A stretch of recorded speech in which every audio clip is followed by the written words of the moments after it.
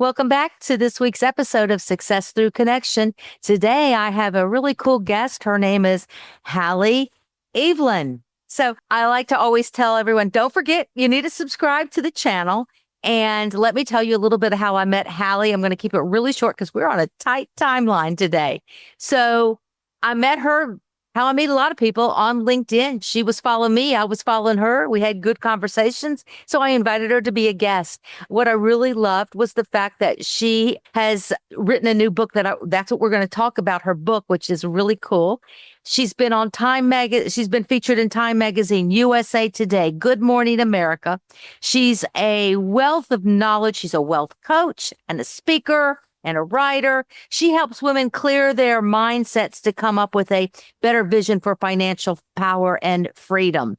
And she has over 30 years of business experience. Yay, I've only got her beat by a few years, but not many. She's written many books, and her latest book, which is called The Passive Income Power Plan, 108 Ways to Make Money While You Sleep. Now, me personally, I call that mailbox money. I love it. Welcome, Halle, to the show. Hello. And I love that, Zelda. I think that's what you should tell people all the time is your next book is going to be called Mailbox Money. I don't think we can talk about the subject enough. So thank you so much for having me here. It's one of my favorite subjects is to talk about passive income. So I know because we're on this timeline here because Halle has things to do today. So I'm honored that she's here with me today. Yay, because it's been a while. So I want to dive right into it and ask you, first of all, Halle, what inspired you to write this book, The Passive Income Power Plan? And was there maybe a problem that you saw that you said, I have a solution? Yes, but the problem was my own problem. I was really working too hard. I was working too hard, too many hours. And I'm one of those, started in the trenches as an entrepreneur in my early 20s. 100-hour weeks were like my thing. I was so proud, woman in a man's world. You know these stories, right? You are these stories. But just so you know, I was very drawn in the last couple of years to passive income. I was like, how can I do this a little bit differently than I've worked in the past? I'm dear friends with an older entrepreneur who is really hugely at the top of her game, but she's in her, I don't know, she's like at least 10 years older than I am. And she said, I see you in your prime. I see you very different than I see me. She's like, somebody's asking me when's my next book coming? And she's like, I don't care. I'm just not that interested. And I look to that future and I think there will be a day that I do not wake up every day and say, what am I working on? And so what then? How can I set myself and my future up for when I don't feel like working at all, which seems, I'm like, I don't know if that's ever going to happen, but I like planning for that day. So as I was planning for that day, I started creating ideas about my own passive income. Then I was like, well, other people must need this too. And then I thought, well, I can really combine this with, as you said, I really specialize in the mindset area. And it's a shift. It's an energetic shift when we say, I don't want to work hard anymore for my money. I don't want to trade time for dollars. That is a huge energetic shift. And when you get that, that's when things really start to change. So I wrote that book so I could talk about that stuff, not just about the income sources themselves. Okay. So when you talk about passive income, that's a word that gets tossed around all the time. You see it all the time. Earn this passive income and, money while you sleep. It gets tossed around a lot these days. But passive income, what does it really look like? And what are some of the biggest misconceptions about it?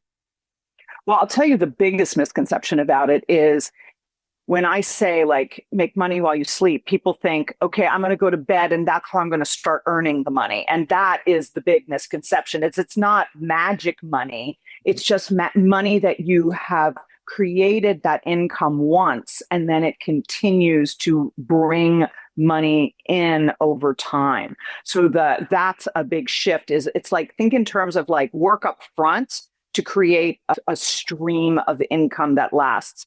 And there's a lot of different sources of passive income. But for example, even an insurance agent, that insurance agent is signing a contract once and then they're getting paid annually an income source that continues to, to build over time the more and more clients that they have that stay with them. So that would be an example of somebody who actually is creating, I'll call it a hybrid passive income stream. Yes, they worked for it. Yes, they're bringing in more clients, but eventually they have that portfolio. Money managers work the same way. Where we don't have that is with an entrepreneur, somebody who has gets paid just a dollar amount for every hour that they work. Again, trading time for money, those aren't passive. So people think that passive income is let me not work at all. And it's really let me work this finite amount to then bring in the stream of income after that. And then there's other types of passive income, stocks, bonds, the investments in real estate, for example. Like real estate can be two different streams of passive income. I rented this house that I own to somebody and they're paying me a little bit of cash flow every month above my mortgage. And then I'm also building the equity in the home. So that becomes a stream of income over time as well. So those are different kinds of passive income.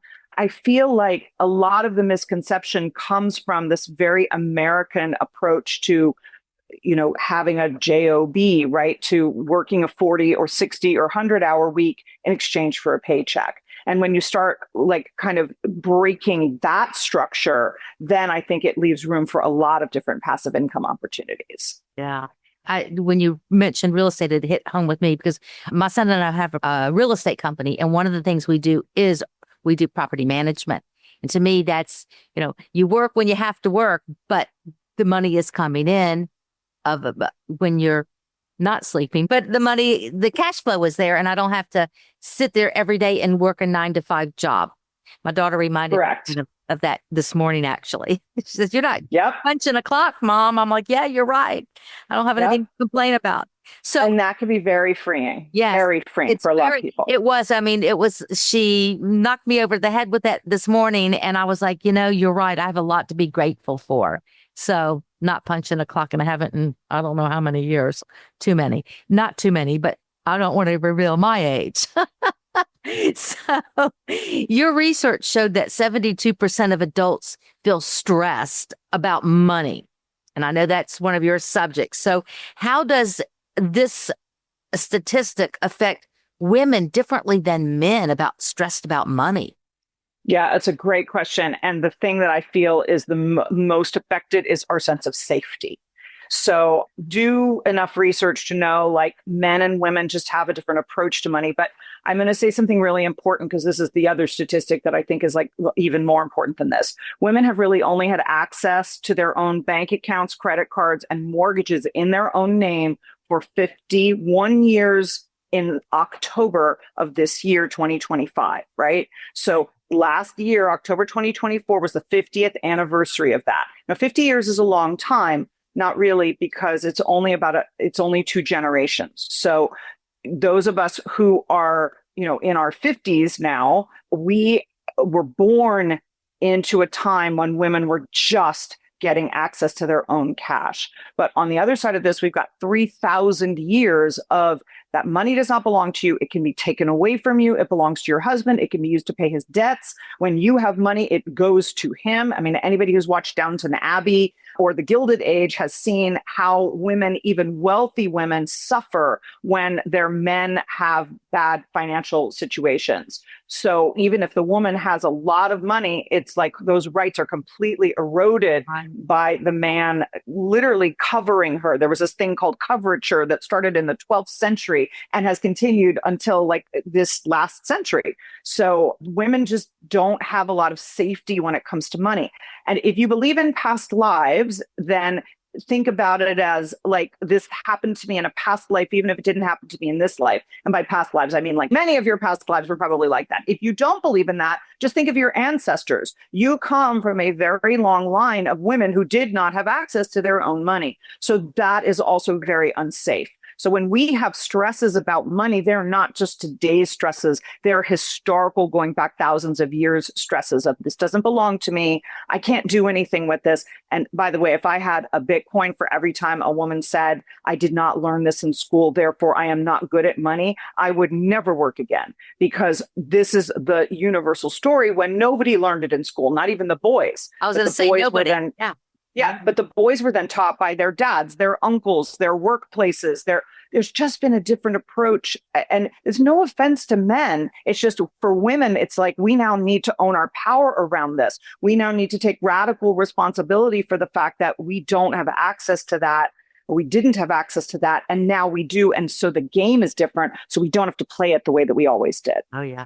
I remember when I was probably 20 or something, very young, maybe even younger than that there was a time when when women could then go to the bank and get a credit card and all that on their own without their husbands. And I was a kid, really. And my mom said, go get a Sears, for those of you who remember Sears, a Sears credit card in your own name. And that was my very first credit card, was a Sears one, because I didn't need a guy, and I didn't have one either. So I was able to get that credit card. So I remember those days. Yeah. And Sears was very smart, because they were like, women are the ones who need who are paying attention to the appliances in the home at the time. And so Sears probably understood about women consumers, but now women are more than 50%. They purchase something. I think it's like, we're the shoppers. Yeah, but the numbers are really skewed. It used to be like almost 50-50. And I think now it's like 70-30 or something. I'd have to check it, but it's pretty crazy. So when we talk about your book, The Passive Income Power Plan, can you share an example of a person that's actually, maybe they're obviously not in your book. I don't know. I haven't seen your book yet, but I've read little excerpts about it. So can you tell us of a person who's actually applied your strategies and they experienced that shift? Obviously, I do not believe in overnight successes. I think overnight successes take many years. 15, 20, whatever. But regardless, can you tell us about a strategy, of a person that they've had that success with your strategies? Well, so the book is new, and my engagement with and my interest in passive income is still relatively new. So I can't say to you, here's like 15 people who read the book and went out and did this. I will be able to very soon. But right now, I'm going to draw on a coaching example, because obviously this is stuff that I've been teaching in my regular coaching work for a very long time. And I had a woman who really, crypto is very near and dear to my heart. And crypto to me is an absolute way for women to own their own money, for women to control their own money, not just women, people.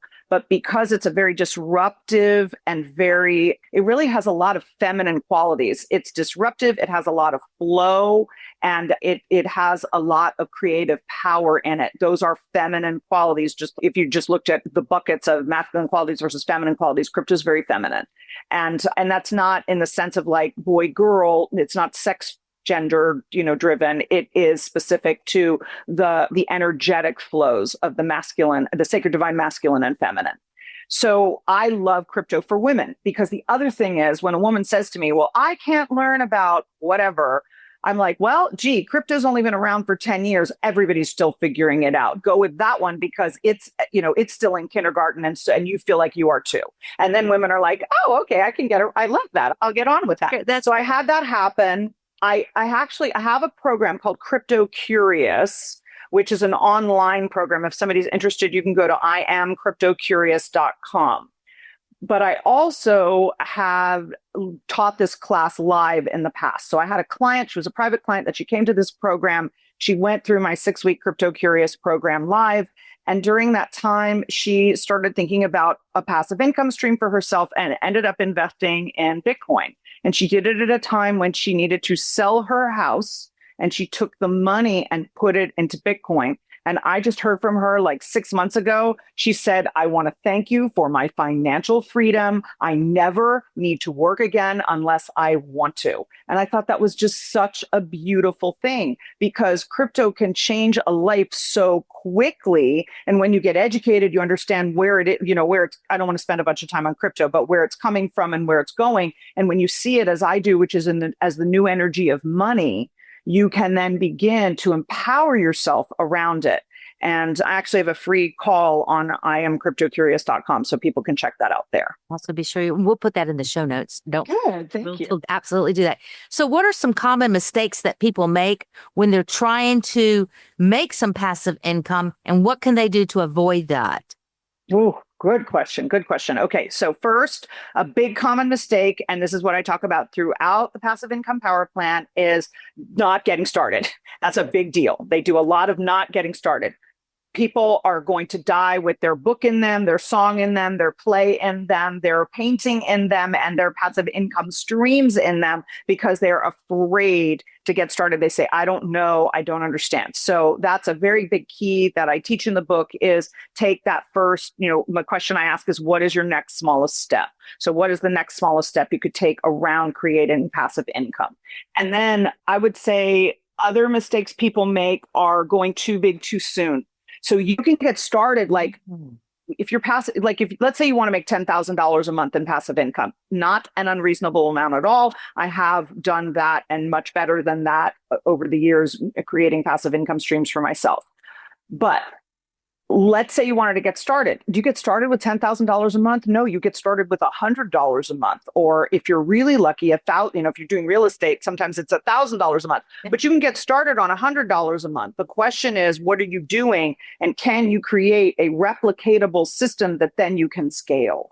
And when you start thinking in terms, or can you create multiple systems? Yeah. So I do a whole thing in the book about, because there's 108 ways in the book. So it's like, all right, look at these ways and where are you aligned with them and what feels good and what feels like something that you want to do. Because I look at some of those 108 and I'm like, my eyes rolled to the top of my head. I couldn't care less about them. But there's other ones where I'm like, oh my gosh, this is like the bomb diggity.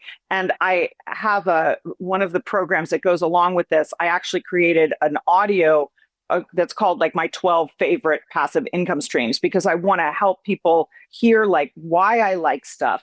But you might like something totally different. So it's like align with the thing that you like.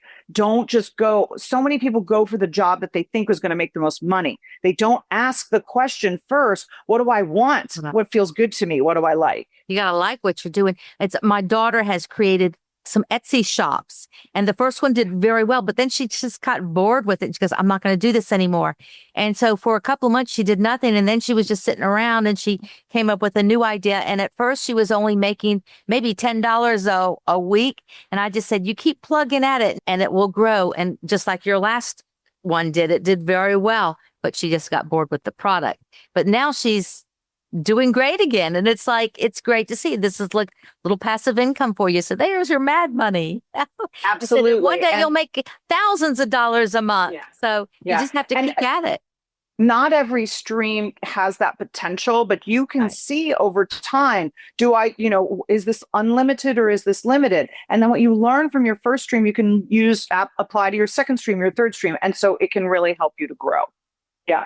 So are there some ideas in the book? Can you throw us a couple of ideas that seem to be really catching on, or things that you've noticed for passive income that it's like you said, write a book. You got a book. So many people say, Zelda, I want to write a book. They go, what should I do? I go, start writing.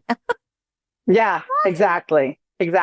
Well, and I think AI is your friend these days. You're not allowed to, I don't know that you're not allowed to, but it's not considered appropriate to write a book using AI. But if you are writing a book using AI, you have to attribute and all of that. But there's a lot of people that are creating products using AI.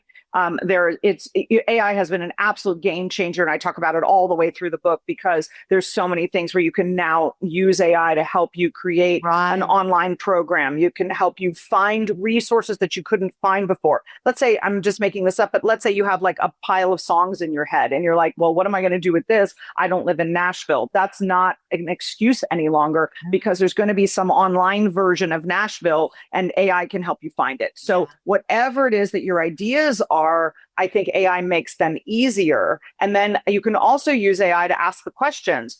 How many people, are there other products like this? How many people are buy products like this? What kind of a market size is it? So you can use it to do all of your research very quickly, like in an hour, which you used to be able to, we used to take you like weeks or even months to do. So I would say, as long as you have like a basic grounding of like, what do I want to do? What would I love to do? And then underneath of that is how, what can I learn about this niche that I'm interested in? What have other people done? But the other thing that stops people, I think, and this is so important to say, you're doing your version of it, right? Like, why is it that, a popular song has been covered 600 or sometimes 6,000 times, literally? It's because every singer was like, well, I have something to say about that. And then they do. And it's the same lyrics, it's the same melody, but it's the interpretation of it that's so different. And, you'll see somebody coming out with like a recording of something. And then it's like, oh, that was Frank Sinatra recorded that 43 years ago, but you still made a hit out of it. So same thing with products. We don't think like that, but that's how we need to think to do our spin on the thing that we would love. Put in your spin on it. So we are just about out of time. I've got one last question after I ask you. It's basically two. One is, how can our listeners contact you, connect with you if they want to go further into this? Yeah. So I'm definitely on all social media. You can reach me there. If you have something you want to say about this episode, I would absolutely love it. And if you are interested in learning more about the book, and if you're interested in downloading the freebies that go along with the book, then go to hallewealth.com. Okay, that is awesome. And I have one more question for you. It is my signature question that I ask every single person that comes on the show. Would you please, if you could, share a story of how a connection that you had opened a door to an opportunity for you, or how you had a connection and you were able to open the door for someone else? So I'm going to tell a story about so I have had incredibly powerful connections that I have made that have led to amazing things for others. But I'm going to tell a story about how that happened to me. I saw a guy online. This is like, my next book, I think, is called Orchestrations from Above. And it's about how like the universe will do for me more than even I can do for myself. So I met this guy online in a Facebook group that I was just interested in. People kept saying how great he was in the group. So I got in touch with him. He said, do you want to come into my program, which is a program about LinkedIn and how to get high-end clients on LinkedIn? And I said, oh, this is very interesting. So I end up going into the group, and I'm in the group about 2 months, and he calls me out of the blue. And I think he wants to talk about something, having to do with like, I don't know, my call the previous week where I always ask lots of questions. And instead he said, I really want to know if you want a mindset coach in the group. And I said, well, gee, yeah, I'd be very interested. Let's have a grand experiment. Well, that experiment lasted 6 years. I coached hundreds and hundreds of his clients in every area of the industry. I could I learned to do like oil and gas. I mean, I do everything because everybody really needed mindset coaching. So it was incredibly powerful. I worked with a ton of realtors. It was a lot of fun.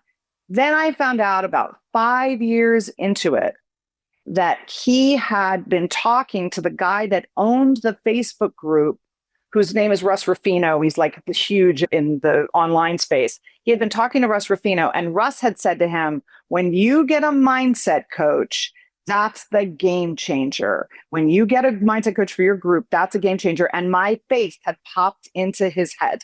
And that's why he had contacted me. So everything had come full circle from the group that I had started with and the connection that I made in that group to getting the work. And then it had turned out it had all come from the guy that started the group. And it was just crazy. Huge orchestration from above.